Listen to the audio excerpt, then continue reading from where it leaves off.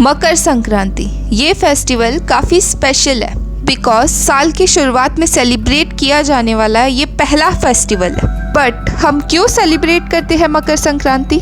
ये सवाल कभी ना कभी आपके मन में आया ही होगा, तो आज इन्हीं सवालों का जवाब आपको मिलेगा। मकर संक्रांति जनवरी में सेलिब्रेट किया जाता है जब नए साल की पहली फसल को काटा जाता है। मकर संक्रांति पूरे भारत में अलग अलग नामों से मनाया जाता है। जैसे नॉर्थ इंडिया में इसे मकर संक्रांति कहते हैं, साउथ में इसे पोंगल, गुजरात में उत्तरायण और पंजाब में लोहरी के नाम से इसे मनाया जाता है। ये त्योहार मेनली सूर्य भगवान के लिए मनाया जाता है। इस दिन बिहार में दही चूड़ा खाने की प्रथा है। पंजाब में इस दिन मेला लगता है और इस दिन पंजाब में खीर, खिचड़ी और गुड़ खाने की प्रथा है।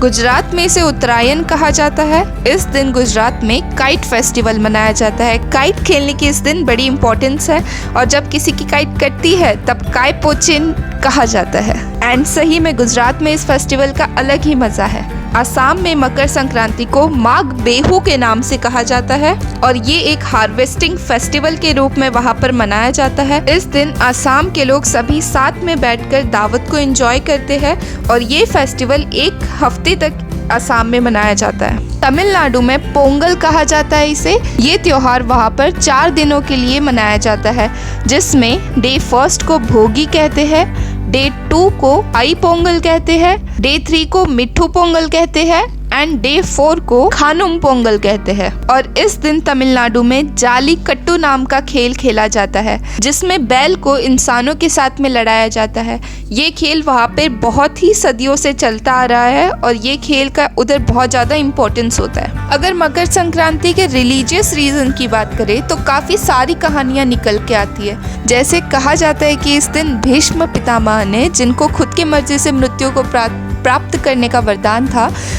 तो उन्होंने इस दिन अपनी बॉडी को छोड़ा था। और दूसरी कहानी ये है कि भगवान विष्णु ने इस दिन सभी असुरों को मंदरा पर्वत के नीचे दबा दिया था। और तीसरी कहानी ये निकल के आती है कि सूरज भगवान इस दिन अपने बेटे शनि के पास जाते हैं और शनि सूरज भगवान को इस दिन खाने के लिए तिल देते हैं। इसीलिए तिल का इम्पोर्टेंस इस दिन कुछ ज़्यादा ही होता है। जैसे महाराष्ट्र में एक हल्दी कुमकुम सेरेमनी रखी जाती है, जिसमें लेडीज एक दूसरे को तिल का लड्डू खिला के ऐसा बोलती है, तिल गुड़ घ्या अनि गोड़ गोड़ बोला, मतलब तिल गुड़ खाओ और मीठा मीठा बोलो।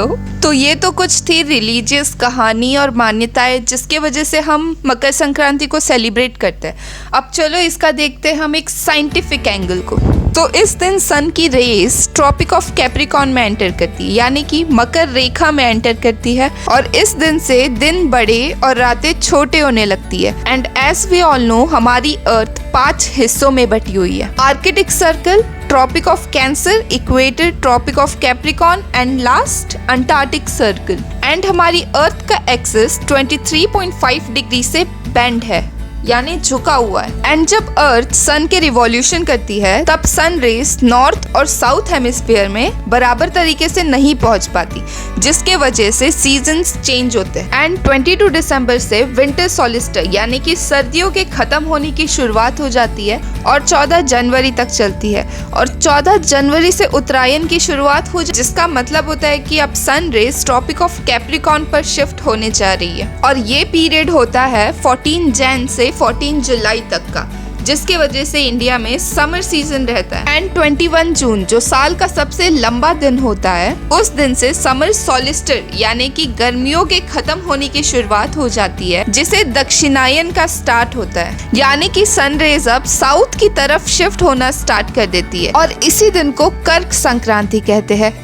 इस तरह साल में 2 बार संक्रांति आती है, एक मकर संक्रांति जो सर्दियों के खत्म होने की शुरुआत के समय आती है और दूसरी कर्क संक्रांति जो गर्मी के खत्म होने की शुरुआत के समय आती है। इस संक्रांति का मतलब होता है ट्रांजिशन, जब sun rays Tropic of Cancer से ट्रॉपिक ऑफ कैप्रिकॉर्न पे शिफ्ट करती है या फिर ट्रॉपिक ऑफ कैप्रिकॉर्न से ट्रॉपिक ऑफ कैंसर पे शिफ्ट करती है। ये जो सन रेस का ट्रांजिशन होता है, इसी को हम संक्रांति कहते हैं। मकर संक्रांति सबसे बड़ी इसीलिए होती है बिकॉज ये साल में सबसे पहले आने वाला फेस्टिवल है और इसी समय पर साल की पहली फसल को भी काटा जाता है।